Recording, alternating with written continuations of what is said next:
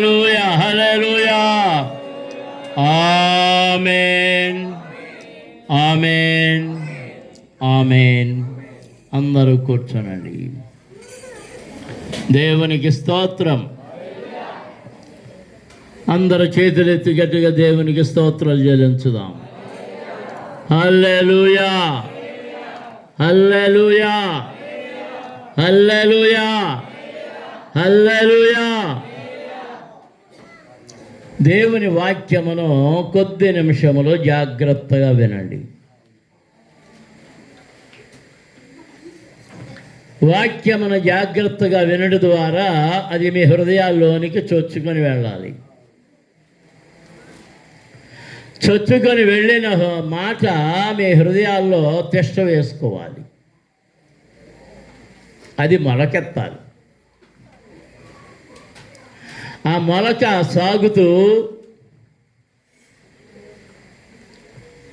ఆకులు రెమ్మలు వేసి అది ఎదిగి ఫలించి వృద్ధి కావాలి.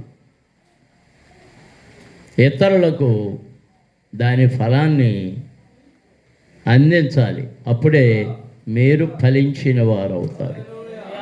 దేవునికి స్తోత్రం. హల్లెలూయా. మీరు ఎవరితోనూ దేవుని మాటలు మాట్లాడకపోతే, మీ సాక్ష్యాన్ని పంచుకోకపోతే,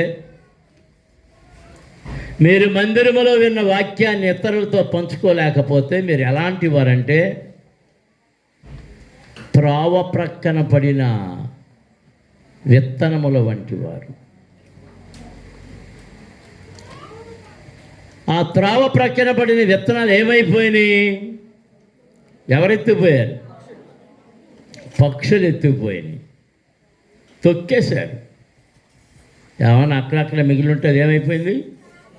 తొక్కేశారు. ఒకవేళ తొక్కేసింది కూడా మొలుద్దామని ప్రయత్నం చేస్తుంది, మొలక రాబోయేటప్పటికి మళ్ళీ తొక్కువేయబడుతుంది. దాన్ని అలాంటి వారు ఫలించలేరు. రాత్రి నేల మీద పడిన వారికి మొలకెత్తుతారే కానీ ఫలించలేరు. మొండల పొదలలో పడిన వారు మొలకెత్తుతారు, ఎదుగుతారే కానీ ఫలించలేరు. మంచి నేల మీద పడిన వారు మాత్రమే మొలకెత్తుతారు, ఎదుగుతారు, 30 దంతలుగాను 60 దంతలుగాను 100 అంతలుగాను ఫలిస్తారు. దేవునికి స్తోత్రం. మళ్ళీ ఫలింపులో కూడా ఈ తేడా ఏంటి అంటే వారి వారి సామర్థ్యము కొలది 30 అంతలు ఫలించే సామర్థ్యమే ఆ ఆత్మీయ జీవితంలో సంపాదించుకున్నారు. 60 అంతలు ఫలించే సామర్థ్యాన్ని ఆ 60 అంతలు ఫలించిన వారు సంపాదించుకోగలిగారు.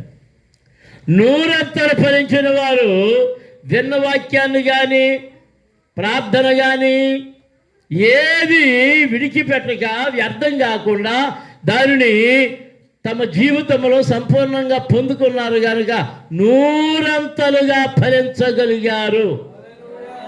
దేవునికి స్తోత్రం. హల్లెలూయా హల్లెలూయా. మరి మీరు ఎలా ఫలిస్తారు? అసలు మీ మీద విత్తబడే విత్తులు బండ మీద పడేసిన విత్తనాల్లా చల్ల చెదురైపోతున్నాయేమో. బండలు అంటే చూసారా? బండలు. ఆ బండల మీద విత్తితే ఆ విత్తనాలు బండ మీద పెట్టారనుకుంటే మీ దగ్గర ఇది వరకు చాకల బట్టలు ఉతికిన రాళ్ళు ఉండేవి. తిరగలు ఉంది. ఎంతమంది ఇళ్లలో ఉన్నాయి తిరగలు? ఉన్నాయా?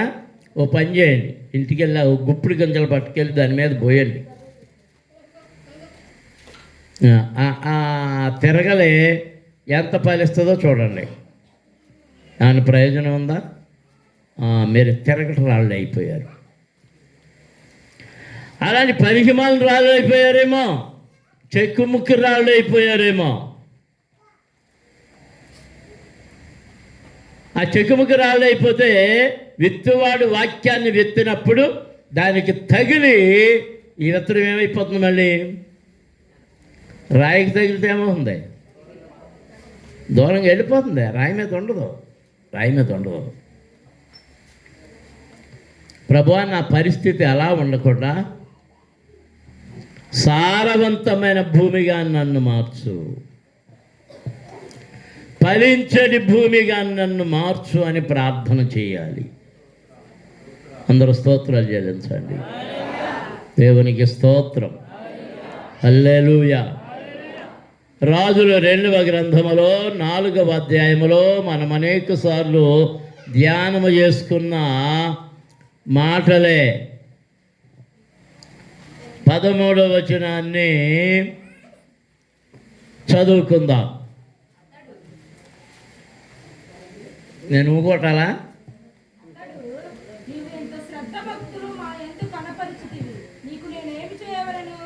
అందరూ కలిసి చదవండి.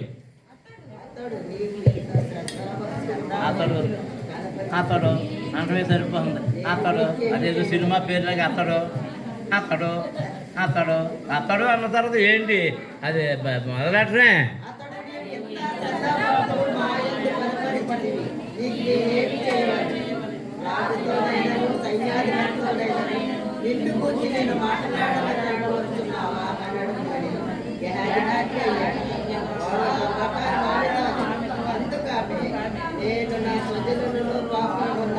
ఆమేన్. పరమ తండ్రి,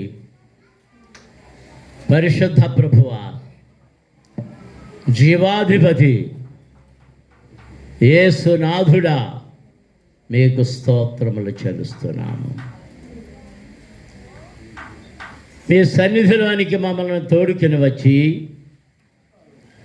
నీ వాక్యము ద్వారా మాతో మాట్లాడడానికి నీవు సిద్ధపడి నీ మాటలని ప్రజలకు పంచడానికి నన్ను ఒక పనిముట్టిగా వాడుకుంటున్నందుకు మీకు స్తోత్రములయ్యా. అయోగ్యుడను, అప్రయోజనకరమైన పాత్రగా మారిపోయాను. నా నాలుక పనికి రావడం లేదు, నా కన్ను పనికి రావడం లేదు,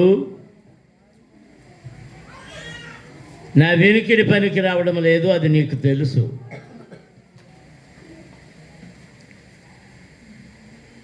ఆయనను నీవు నన్ను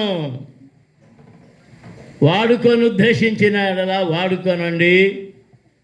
మీ ఆత్మ చేత నన్ను నింపండి. నన్ను మీ నోటికి బోరగా వాడుకొని మాంద్యమైన నా నాలుకను శ్రేష్టమైన భాషతో నింపి నీ ప్రజలకు అర్థమయ్యేటట్లుగా వినికిడిలో వారిని ఆశీర్వదించమని యేసు నామమున అడుగుచున్నాము తండ్రి. ఆమేన్. దేవునికి స్తోత్రం. చేతుల పైకెత్తి అందరూ స్తోత్రాలు చెల్లించండి. హల్లెలూయా, హల్లెలూయా, హల్లెలూయా. అమెరికా దేశంలో ఒక తల్లి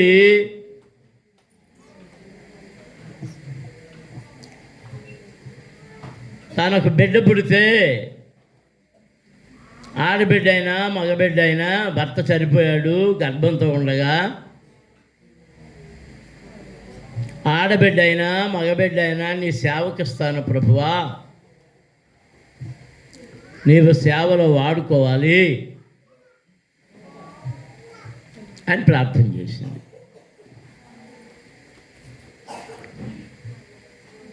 ప్రసవ దినాలు వచ్చినాయి. ప్రసవించింది. అంగవైకల్యం కలిగిన బిడ్డ వచ్చాడు. ఆడపిల్ల మగపిల్లడు కూడా కాదు. పొట్టి పొట్టి చేతులు, పొట్టి పొట్టి కాళ్ళు, నడవలేదు, ఏ పని చేయలేదు. ఆమె ఆశ్చర్యపోయింది. ప్రభువా, నాకు ఎలాంటి బిడ్డనిచ్చావు, అయినను నీకే ఇచ్చేస్తున్నాను. ఏమైంది? మరేంటి ఒకసారి అక్కడ అంత సమస్య వచ్చింది? వదిలే.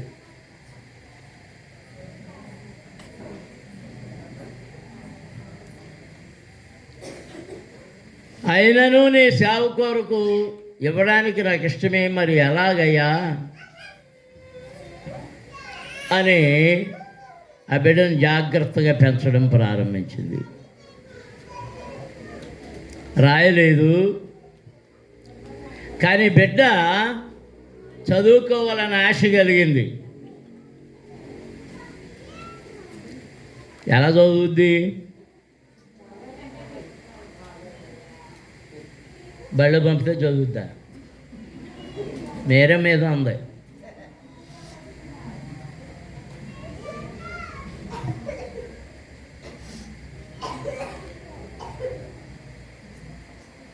తల్లి పిల్లకి అక్షరాలు చూపిస్తూ చదువు నేర్పుతుంది. మరి రాత రావాలి కదా. ఆ పిల్ల అంది, అమ్మ నేను రాయడం కూడా నేర్చుకుంటాను అంది.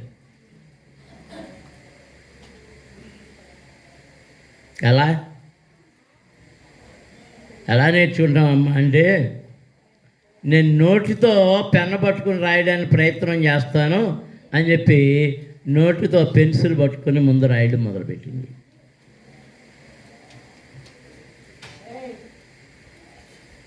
కొంచెం వయసు వచ్చింది, చదువు కూడా చక్కగా చదువుకుంది. ఎవరికైనా సాక్ష్యం చెప్పాలంటే వాళ్ళు అమ్మెత్తుకుని తీసుకెళ్ళాలి. కొంచెం పెరుగుతున్నప్పుడు అసాధ్యమైనటువంటి సంగతి కనుక తల్లిని ఒక మాట అడిగింది. Very good, God bless you. తల్లిని ఒక మాట అడిగింది, అమ్మా నాకు కొన్ని కార్డులు పట్టుకొచ్చి ఇయ్యి అని అడిగితే కార్డులు పట్టుకొచ్చింది. ఆ కార్డుల మీద తన నోటితో ఆ పెన్ను పట్టుకొని సువార్త ప్రకటన ఆ కార్డుల మీద వ్రాసింది. ఆ కార్డు చాలా చోట్లకు పంపించింది. కార్డు చదివిన వారందరూ మారు మనసు పొంది దేవుని సంఘములో చేర్చబడ్డారు. దేవునికి స్తోత్రం. హల్లెలూయా, హల్లెలూయా. దేవుడు నీ వైపు చూడడం ప్రారంభిస్తే నువ్వు మేలు పొందుకుంటావు. దేవుడు నీ పక్షమున ఉంటే ఏ అపజయము, ఏ శత్రువు, ఏ శోధన నీ దరిజారదు. అమ్మా శూన్యమేయురాలా, ఘనురాలా, నీవు ఇంత శ్రద్ధాభక్తులు మాయందు కనపరచదివి, నేను నీకు ఏమి చేయవలెను? ఈ ప్రశ్న ఈ మధ్యాహ్న సమయంలో దేవుడు తన యందు శ్రద్ధాభక్తులు కలిగిన వారిని అడుగుతూ ఉన్నాడు. ఇక్కడ కూర్చున్న వారిలో ఎంతమంది దేవుని యందు శ్రద్ధ భక్తి కలిగి ఉన్నారో వారికే ఈ ప్రశ్న. శ్రద్ధ లేదు, భక్తి లేదు మీకు కాదు. ఎవరైతే శ్రద్ధ కలిగి ఉన్నారో, ఎవరైతే భక్తి కలిగి ఉన్నారో వారి లక్షణములు వేరు. వారి పరిచర్య జీవితమును కలిగి ఉంటారు. ఆమెను ఎందుకు ఆ ప్రశ్న వేశాడు? దైవజనుల శూనేము పట్టణానికి వెళ్తున్నాడు. ఆయన వచ్చినప్పుడల్లా ప్రవచనములు వినుట కొరకు ఆమె వెళుతూ ఉంది. ఆమె పరికత్తలు. అలాంటి సమయంలో ఆయనలోని భక్తి, ఆయనలోని నిజాయితీ, ఆయనలోని యథార్థత, ఆయనలోని శక్తి, దేవుడు ఆయనను వాడుకునే విధానము ఈ స్త్రీ గుర్తించగలిగింది. అందరూ దేవునికి స్తోత్రాలు చెల్లించాలి. హల్లెలూయా. హల్లెలూయా, హల్లెలూయా, హల్లెలూయా.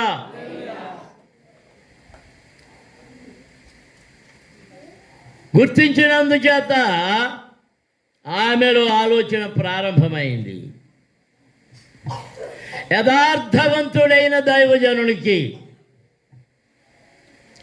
భక్తిపరుడైన దైవజనునికి, ప్రార్థనాపరుడైన దైవజనునికి, నిస్వార్థపరుడైన దైవజనునికి నేనేం చేయాలి? నేను ఏమైనా చేయగలనా? ఏమైనా చేయగలనా? దేవునికి స్తోత్రం. అందరూ స్తోత్రం చెల్లించుదాం. హల్లెలూయా, హల్లెలూయా. ఆయన వచ్చినప్పుడల్లా ఆయన ఉండడానికి స్థలం వెతుక్కుంటున్నాడు. రేపు కింద చెప్పాను, ఎవరు భోజనం పెట్టాలి, ఎక్కడ ఉండాలి, ఏం చేయాలి? వంతులు వేసుకుంటున్నారు చాలామంది. వాక్యాలు వింటున్నారు కానీ, బోధలు వింటున్నారు కానీ, ఆయన వచ్చినప్పుడు వందలు వేరుగా చేస్తున్నారు కానీ, ఆయనకి చోటు ఇవ్వడానికి, ఆహారం పెట్టడానికి వారు చొరవ చూపలేకపోతున్నారు. ఇలాంటివి మన జీవితంలో కూడా ఉంది. అందుకే ప్రభు అంటున్నాడు, ఒకసారి నక్కలకు బొరియలను, ఆకాశ పక్షులకు నివాస స్థలములను కలవు గాని మనిషి కుమారుడు తలవాల్చుకున్నకైనను స్థలము లేదు. అందరూ దేవునికి స్తోత్రాలు చెల్లించుదాం. హల్లెలూయా. అందరూ స్తోత్రాలు చెల్లించుదాం. హల్లెలూయా, హల్లెలూయా, హల్లెలూయా. నిజమైన దేవుని సేవకుడు శ్రేష్టమైన వసతుల కొరకు ఎదురు చూడడం. ఎలీషా ఎదురు చూడలే. మరి ఎక్కడ పండుకున్నాడయ్యా అని మనం ప్రశ్న చేస్తే, ఆయన కొండల మీద, బండల మీద, ఏదైనా గుహ దొరికితే గుహలోనో, లేదా చెట్టు కింద అలాగే పండుకున్నాడు. కానీ మీరు నాకు ఎందుకు వెళ్ళేవారో, ఎందుకు గదేవారో, నాకు ఎందుకు ఆహారం పెట్టరు అని ఎవరినైనా అడిగాడా? ఎవరిని అడగలేదు, ఎవరిని అడగలేదు. దేవునికి స్తోత్రం. అందరూ స్తోత్రాలు చెల్లించుదాం. హల్లెలూయా. నేను సేవకు పరుగులెత్తిన దినాల్లో, ప్రారంభ దినాల్లో ప్రసంగించడానికి వెళ్ళినప్పుడు వాళ్ళ ఇళ్ళ దగ్గర పక్కింటి దగ్గర నుంచి మంచాలు తెచ్చేవారు.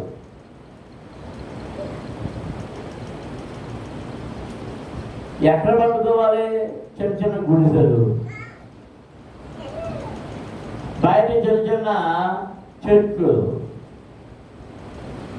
ఆ చెట్ల కిందే చింత చెట్టు, రేగు చెట్టు, వేప చెట్టు, లేదా 4-5 చెట్లు కలిసి ఉన్న వరుసగా ఉన్నాయో అక్కడ వేసుకుని వేసవికాలం గాలి కావాలి అలాగే పండుకునేవాళ్ళం. పాములు వస్తాయని కానీ అవి మీద పడతాయేమో, ఏమని చేస్తాయేమో అని ఏ ఆలోచన లేదు. ఏది అనుకూలంగా ఉంటే దానిని చేసి దేవుని వార్తను ప్రకటించి వచ్చేసిన అనుభవం. దేవునికి స్తోత్రం. ఎలీషా వంటి గొప్పవాణ్ణి కాదు, ఏలియా వంటి గొప్పవాణ్ణి కాదు. ఏలియా ఎక్కడ పడుకున్నాడట? ఎక్కడ పడుకున్నాడు? బదరీ వృక్షము క్రింద. బదరీ వృక్షం అంటే రేగు చెట్టు, రేగు చెట్టు.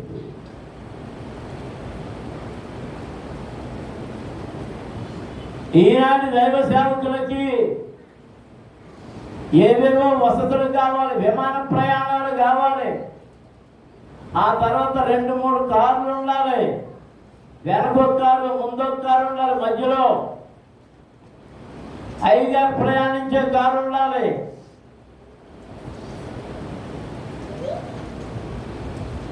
నేను ప్రశ్న వేస్తున్నాను, ఏలియా కానీ ఎలీషా కానీ దేని మీద ప్రయాణించారు? బొరవెక్కారా? నడక, కాలి నడక, కాలి నడక. ఎవరైనా ఆహారం పెడతారని చూశాడా ఏలియా? ప్రాణ భయంతో పారిపోయి 3 రోజులు ప్రయాణం చేసే ప్రయాణాన్ని ఒక్క రోజులో ప్రయాణం చేసి వచ్చి ఎక్కడ పడిపోయాడట? అడవి మధ్యలో ఆ బదరి వృక్షం కింద పడుకొని నిద్రపోతుంటే దేవదూత వచ్చి తట్టి లేపి, ఇదిగో రొట్టె, ఇదిగో తిను, నీళ్ళిగో త్రాగు. సిద్ధపరచబడిన రొట్టె, సిద్ధపరచబడిన నీళ్లు ఏలియా తిని త్రాగాడు. అందరూ దేవునికి స్తోత్రం చెల్లించాలి. హల్లెలూయా, హల్లెలూయా, హల్లెలూయా, హల్లెలూయా. ఆ తరువాత ఏలియా స్థానములు అభిషేకించబడి, నియమించబడి, పిలువబడి, సిద్ధపరచబడి, పంపబడినటువంటి ఎలీషా తన సేవలో తనతో ఉన్నటువంటి ఆ సేవకులను, ఆ శిష్యులను తీసుకొని ప్రయాణిస్తుంటే తాను తిన్నా తినకపోయిన ముందు వచ్చిన వాటిలో తన శిష్యుడికి పెడుతున్నాడు. లేకపోతే ఉన్న శిష్యుడు మంచోడు కాదు. ఎవడాడు? అన్ని పరిశీలిస్తుంది. ఎవరు? శూన్యమేరా. భోజనాలు పట్టుకెళ్తే ఎవరి ముందు తింటున్నారు? రొట్టెల ముందెవరు ఇప్పి చూస్తున్నారు? కొంతమందికి చాలా మంచి అలవాటు. ఈ పట్టుకెళ్ళి అయ్యగారికి ఆ భోజనాలు అక్కడ సత్యేశ్వరి అంటే పంపితే అందులో ఏమున్నాయో, ఎన్ని ఉన్నాయో చాలా ప్రేమతో పంపుతున్నారు. ఈ బుధారం పూట పెట్టుకున్న వాళ్ళు అది పంపేటప్పుడు నేను తినేసి కూర్చోండి.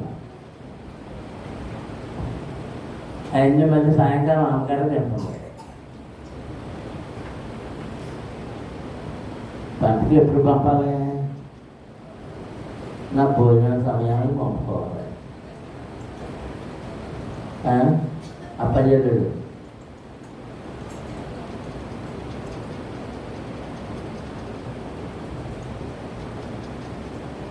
ఒకసారి అయిపోయిన తర్వాత తినండి తినండి తినండి అని ఎంత పని పనినా అది అయ్యే పని కాదు, నా వల్ల కాదు.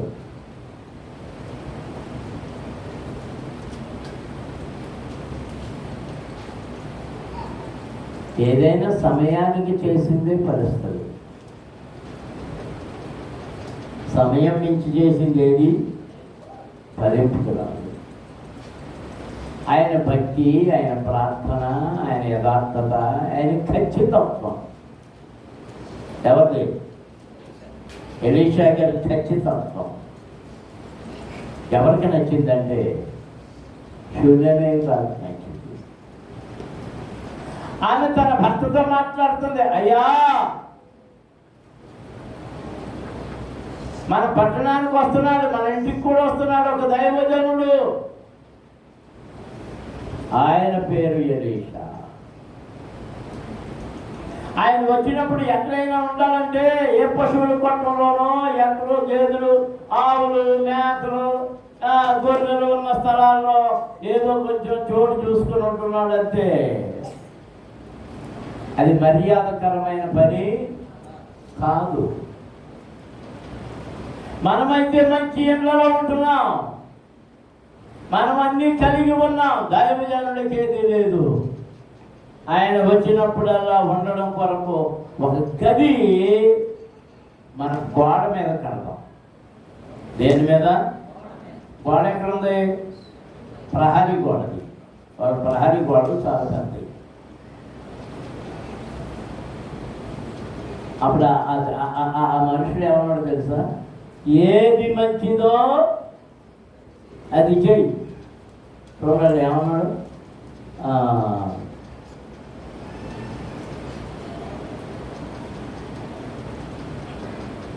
8వ చదువుదాం. ఒక దినమందు ఎలీషా షూనేము పట్టణములకు పోగా అక్కడ ధనురాలైన ఒక స్త్రీ భోజనమునకు రమ్మని అతనిని బలవంతము చేసెను గనుక, రమ్మనిగా నిర్భలైన బలవంతము చేసెను కనుక అక్కడ ఆ మార్గమును వచ్చినప్పుడల్లా ఆమె ఎంత భోజనము చేసి వచ్చాను. కాగా ఆమె తన పెనిమిటిని చూసి, మన యొద్దకు వచ్చుచూ పోతున్నవాడు భక్తి గల దైవజనుడని నేను ఎరుగుదును. దేవునికి స్తోత్రం. పిల్లలారా, నీవు చూస్తున్న దైవజనుడు ఎలాంటి వాడో ముందు నీవు తెలుసుకోవాలి. బైబిల్ పట్టుకున్న ప్రతివాడిని దైవజనుడు ఉన్నారు. వాళ్ళు దొంగలు ఉన్నారు, దోచుకునే వాళ్ళు ఉన్నారు, హంతకులు ఉన్నారు, వ్యభిచారులు ఉన్నారు, దోపిడీదారులు ఉన్నారు, రకరకాల వాళ్ళు ఉన్నారు. ఆయన వచ్చి పోవడం, ఈమె ఇంట్లో భోజనం చేయడం, ఇవన్నీ చూసి తన భర్తతో సాక్షి చెప్తుంది. మన ఇంటికి వచ్చుచూ పోతున్నవాడు నేనేమని ఎరుగుదును? భక్తి గల దైవజనుడు. అతను ప్రార్థనాపరుడు, అతను యథార్థవంతుడు, అతను నీతిమంతుడు, అతడు అబద్ధమాడని వాడు, అతను తిండిపోతైన వాడు కాదు, దురాశాపరుడు కాదు, మన నుండి ఏదో కోరుతున్నవాడు కాదు, దేవుని యొక్క నిజమైన ప్రవక్త, నిజమైన సేవకుడని నేను ఎరుగుదును. దేవునికి స్తోత్రం. హల్లెలూయా, హల్లెలూయా. అందరూ స్తోత్రం చేస్తున్నాం. హల్లెలూయా, హల్లెలూయా, హల్లెలూయా.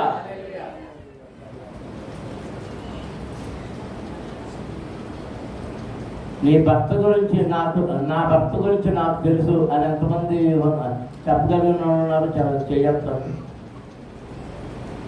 ముగ్గురు నలుగురు ఎత్తే మిగిలిన తెలవదు, చాలా ఆయన గురించి చాలా తెలవంటాయి. ఎంత మంచివాడు. మరి ఎవరి గురించి తెలుసు మీకు? మీ ఆయన గురించి తెలుసు. సరే, మరి ఎవరి గురించి తెలుసు? పక్కింటోడి గురించి తెలుసా? మరి ఎంత చెడ్డ అర్థం వస్తుందో తెలుసా? మీ ఆయన గురించి కొంతమందికి మీ ఆయనకి ఏం కొడుతుంది? మా ఆయనకి ఏం కొడుతాం? మా ఆయనకి ఏం కొడుతాం అంటే దానికి తెలుసా?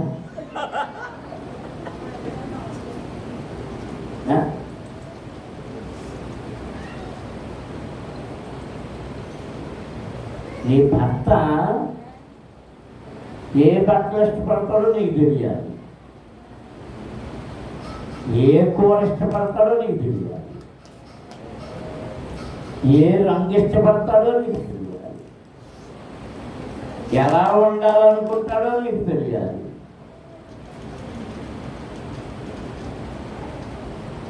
ఇతరుల గురించి అన్ని ఆరాలు తీసి ఆరిష్టాలు అయ్యి అని చెప్తే నీ భర్త గురించి నీకు తెలియదంటే నువ్వు ఎవరో తెలుసా? ఒక మహావేశ్యం. ముందు ఎవరి గురించి తెలుసుకోవాలి? నిన్న వివాహం ఆడి నీతో ఇప్పుడు వస్తాను బాగా కదా, నాకు అవసరంరా మధ్యలో చెడగొట్టేరు.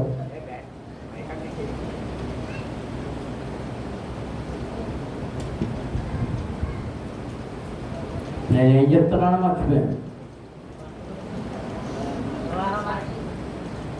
వివాహం ఆడి నిన్ను పోషించుతున్నా, నిన్ను భరించుతున్నా, నీ పిల్లలకు ఈ తేడా వచ్చి పిల్లలకు కూడా తండ్రి ఆడినా కదా అన్నా. ఇప్పుడు అది ఇష్టాలు ఏంటో తెలవనప్పుడు నీ పిల్లలకు తండ్రి వాడా కాదా?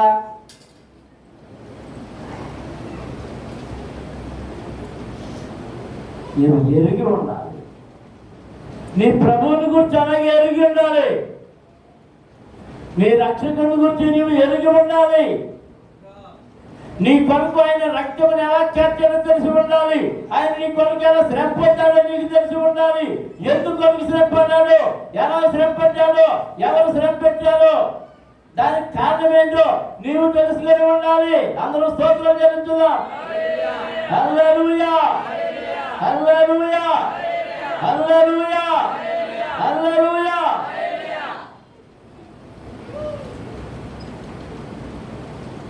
నీ భర్త నీకు ఆదరణ, నీ భర్త నీకు నేరుగా ఉంటాడు.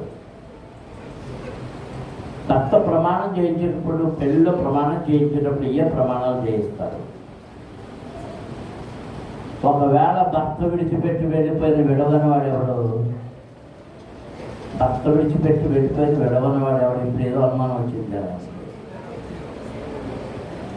ఆడెవడెవడు నన్ను మాత్రం విడవనివాడు నా దాన్ని నా యేసయ్య అంత చక్క పాట పాడింది. ఎగుడు దిగుడు పడినా కానీ అందరూ నన్ను విడచేలా నీవు నన్ను విడువనంటివి. అందరూ నన్ను విడచేలా నీవు నన్ను విడువనంటివి. నా తల్లి నీవే, నా తండ్రి నీవే, నా తల్లి తండ్రి నీవే యేసయ్యా. నా తల్లి నీవే,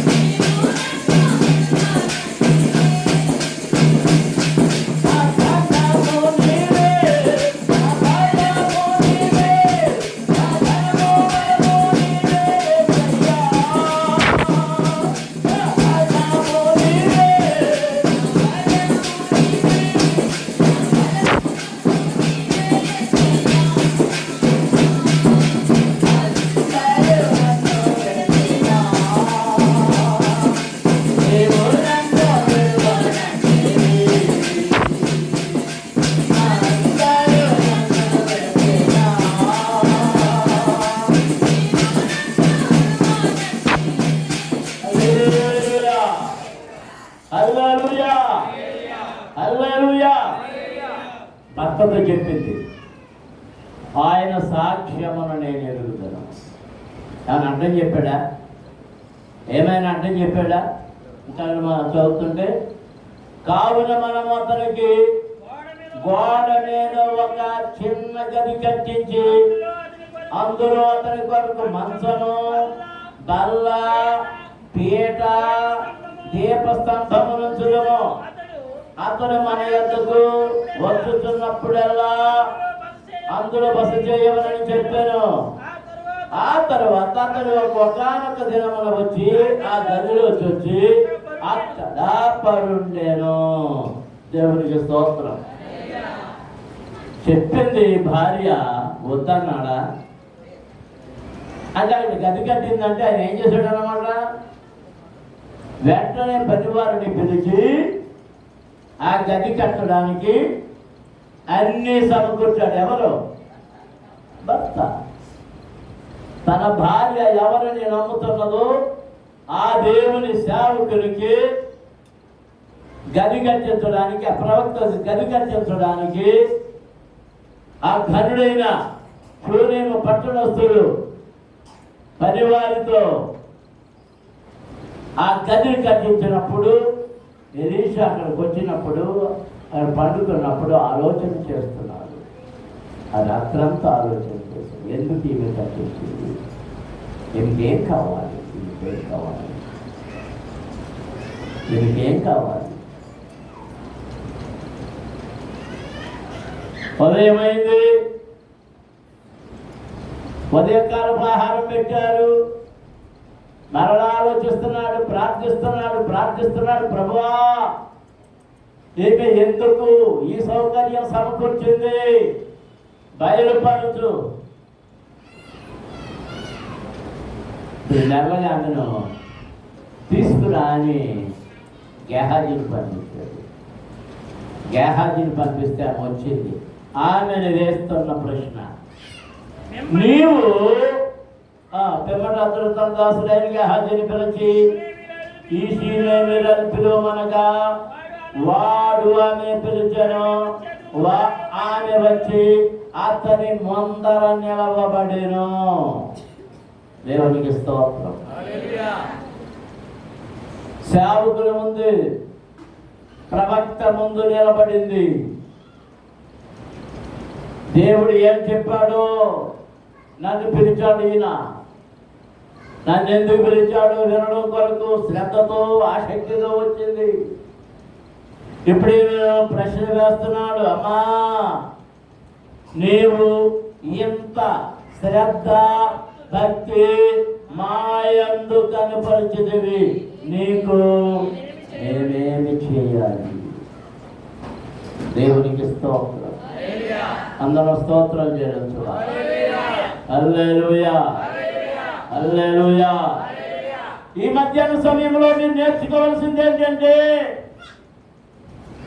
మీ భక్తి, మీ శ్వాసము దేవుని కదిలించేదైతే, మీ ప్రార్థన దేవుని కదిలించేదైతే, మీ యథార్థత, మీ శ్రద్ధ, మీ భక్తి, శ్రద్ధ కలిగిన భక్తి, భక్తి కలిగిన శ్రద్ధ, ఈ రెండు కనబడుతున్నప్పుడే దేవుడు నిన్ను అడుగుతున్నాడు, అమ్మా నా నుండి నీకు ఏమి కావాలి? దేవునికి స్తోత్రం. హల్లెలూయా. నీవు దీవించబడాలి అంటే శ్రద్ధ భక్తులు దేవుని యందు కలిగి ఉండాలి. దేవుని కావాలని కోరుకుంటే వాళ్ళు ఎంతమంది ఉన్నారు? మరి మీరు ఏం కలుగున్నారు? బోర్డు అని కలుగున్నారు. ప్రయోజనం ఏంటి? శ్రద్ధ లేదు, భక్తి లేదు. బడాయిగా వచ్చేస్తారు. ఆ బడాయిలో శ్రద్ధ లేదు. ముక్కుకు పూసుకున్నానా లేదా, మూతికి పూసుకున్నానా లేదా, చెవులకి చెవులను అంటించుకున్నానా లేదా, బొక్కలకి చెవులను అంటించుకున్నానా లేదా, ఏంటది? రంగులు.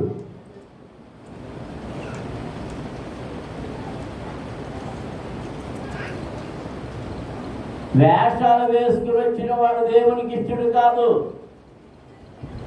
వాడు ఎవడంట? అపవాది వాడు. గొర్రె చర్మమును ధరించిన తోడేలు, గొర్రె చర్మమును ధరించిన తోడేలు. ఈ తోడేలు గొర్రె చర్మమును ధరించి గొర్రెల మందలోనికి వచ్చి ఆ మందలోని వాటిని ఏం చేస్తుంది? అన్ని మెల్లగా చక్కగా ప్రశాంతంగా ఉన్నప్పుడు చాలా మెల్లగా గొంతులు బట్టి కొరికేస్తుంది. దేవునికి స్తోత్రం. హల్లెలూయా, హల్లెలూయా. దేవుని చేత నీవు ప్రశ్న వేయించుకోగలగాలి. దేవుని చేత ఈ ప్రశ్న వేయించుకోగలగాలి. ఎంత శ్రద్ధాభక్తులు చూపిన వాడు ఒక్కరి పేరు చెప్పండి. దేవుని ఎడల ఎంత శ్రద్ధాభక్తులు చూపే వారి పేరు ఎవరైనా చెప్పండి.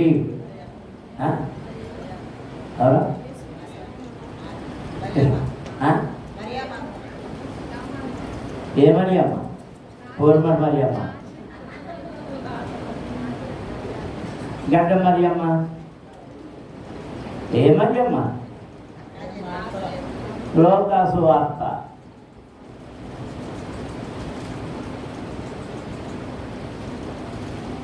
అధ్యాయమేనా? 10వ అధ్యాయం, 38వ వచనం. అంతటి వారు ప్రయాణమైపోతుండగా ఆయన ఒక గ్రామములో ప్రవేశించెను. మార్త అని ఒక స్త్రీ ఆయనను తన ఇంట చేర్చుకొనెను. ఆమెకు మరియను సహోదరి ఉండెను. ఈమె యేసు పాదముల యొద్ద కూర్చుండి ఆయన బోధ వినుచుండెను.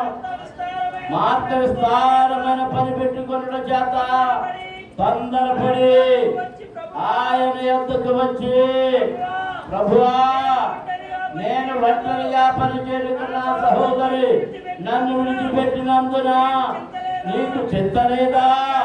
నాకు సహాయం చేయమని ఆమెతో చెప్పమను. అందుకు ప్రభు, మార్తా మార్తా, నీవు అనేకమైన పనులను గురించి విచారణ కలిగి తొందరపడుతున్నావు గాని అవసరమైనది ఒక్కటే.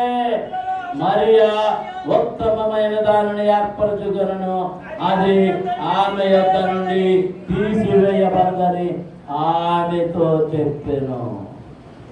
దేవునికి స్తోత్రం. అందులో స్తోత్రాలు చేయవచ్చు. హల్లెలూయా, హల్లెలూయా. ఇప్పుడు అద్రాక్షజనుడు ఆయన యందు శ్రద్ధాభక్తి కలిగి ఉన్నారా లేదా చెప్పండి. దాని వలన వారికి కలిగిన ఫలితం ఏంటి? వారి తమ్ముడైన లాజరు చనిపోయి సమాధి చేయబడి 4 దినాలు అయిపోయినప్పుడు ఇంకనే యేసు అక్కడికి వచ్చినప్పుడు సమాధిలో నుండి ఆ లాజరు లేచి వచ్చాడు. అద్భుతములు చేసే దేవుడు, నీ అద్భుతములు చేయగలిగిన దేవుడు, సమర్థములు కలిగిన దేవుడు. ఆయనకు అసాధ్యమైన కార్యమేది లేదు. దేవునికి స్తోత్రం.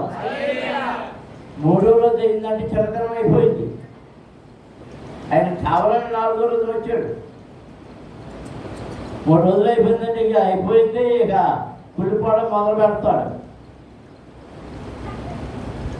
దేవునికి అసాధ్యమైంది ఏదీ లేదని తెలియ చెప్పడం కొరకే ఆయన ఎప్పుడు వచ్చాడు?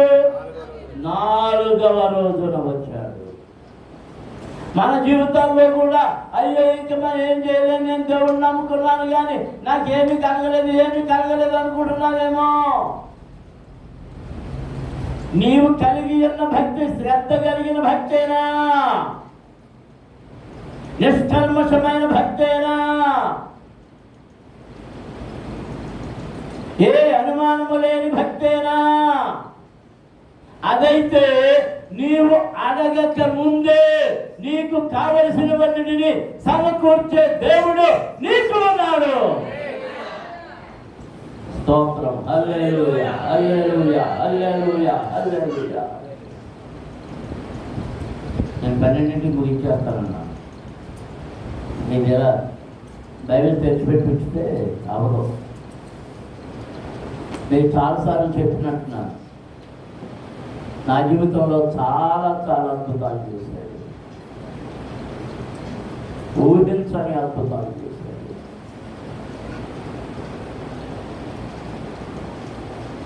బాబీ నేను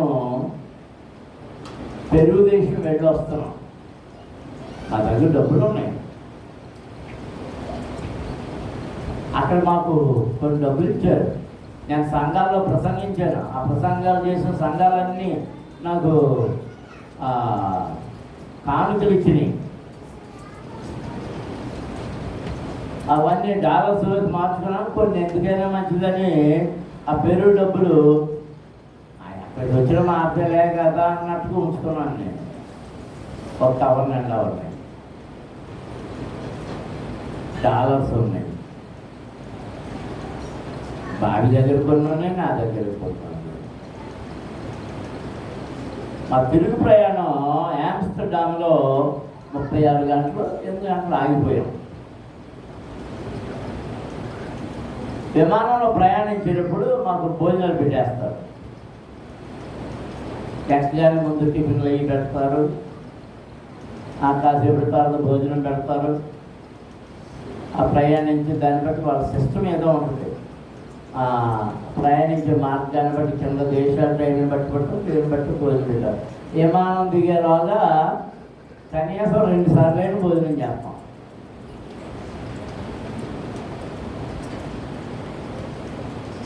పది 12 గంటల్లో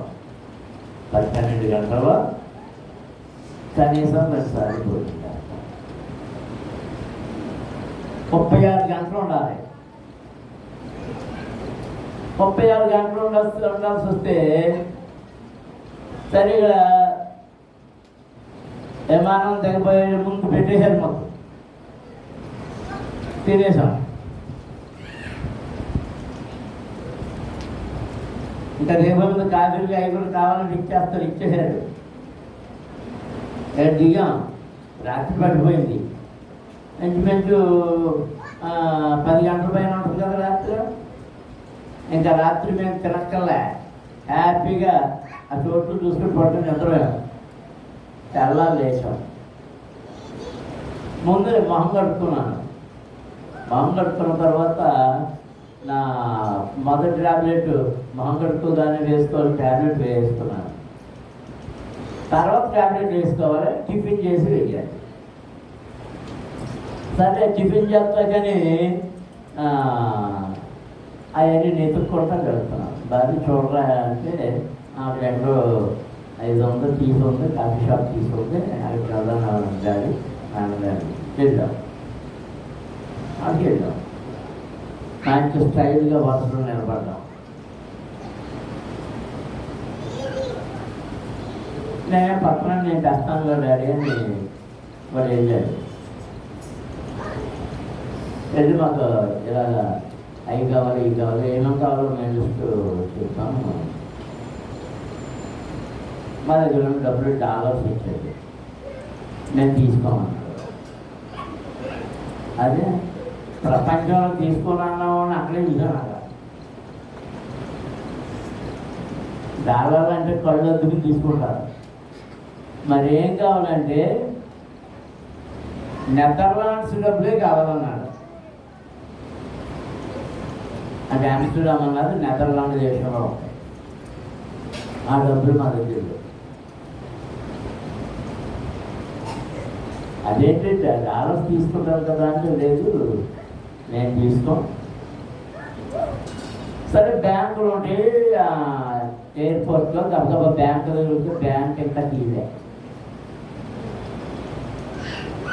ఎన్నింటికి చేస్తారంటే 10-11 అవుతుందన్నారు. ఇక నాకేం కాఫీ పడాలి, మందులు పడాలి, ఏం చేయాలో తోయట్లేదు. ఎవరిని అడిగినా పోనీ కాసేపటికి బ్యాంకు తెరిచాడు. బ్యాంక్ తెరిస్తే అప్పటికి ఎంత తర్వాత బ్యాంక్ తెరిచినప్పుడు వెళ్ళి ఈ అంటే పెరుగు డబ్బులకు బదులుగా డాలర్స్ ఇవ్వండి అంటే మేము పుచ్చుకోమన్నారు. ఏం చేద్దాం అర్థం కాదు.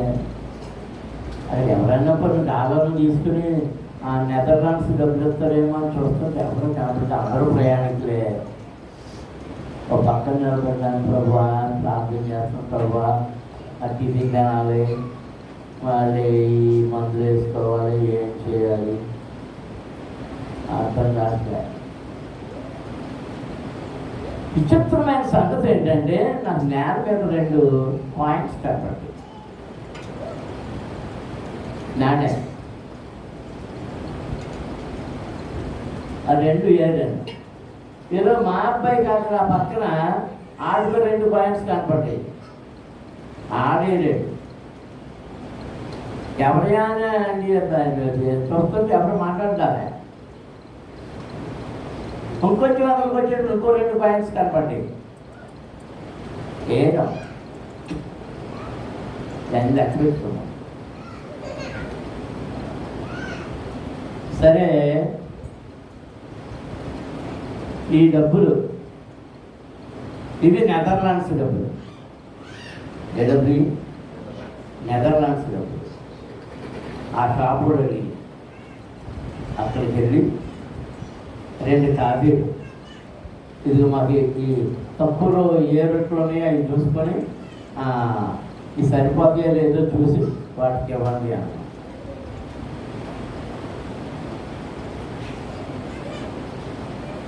సరిగ్గా మా కాఫీలకి మా టిఫిన్లకి రెండోసారి కాఫీలు కూడా సరిపడా డబ్బులు దొరికినాయి. దేవుడి కార్యం చేస్తుందండి. నమ్మిన వారు దేవుడికి ఇస్తాం. హల్లెలూయా, హల్లెలూయా. ఈ కాఫీ తాగేసి టిఫిన్ తినేసి మందులు వేసుకొని వచ్చి కాసేపు కూర్చొని ఒక గంట 2 గంటల వైపు మళ్ళీ వెళ్ళి మళ్ళీ 2వ పూట కాఫీ అప్పుడు తాగు.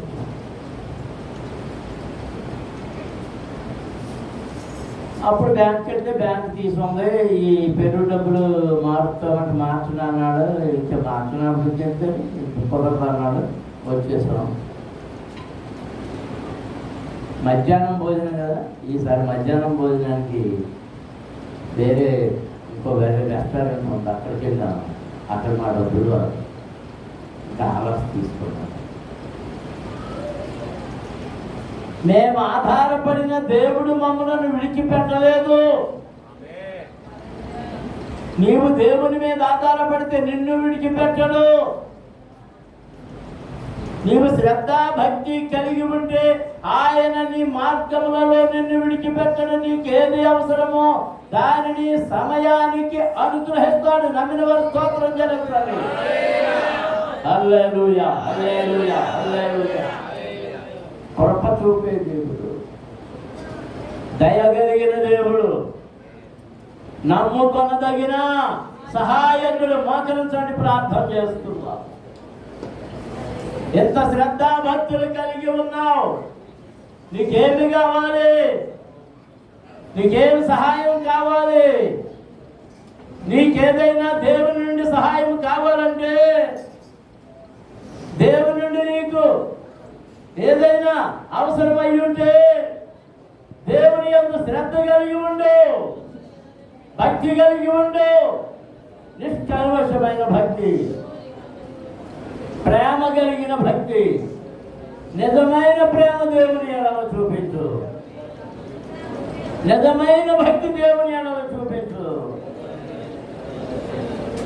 మరియ మార్తలు చూపించారు. చచ్చిన తమ్ముడు బతికొచ్చాడు. చచ్చిన తమ్ముడు బతికొచ్చాడు. ఎంత గొప్ప దేవుడు, ఎంత గొప్ప దేవుడు, ఎంత గొప్ప దేవుడిని కలిగి ఉన్నాం. ఎంత గొప్ప దేవుడిని కలిగి ఉన్నాం. స్తోత్రం.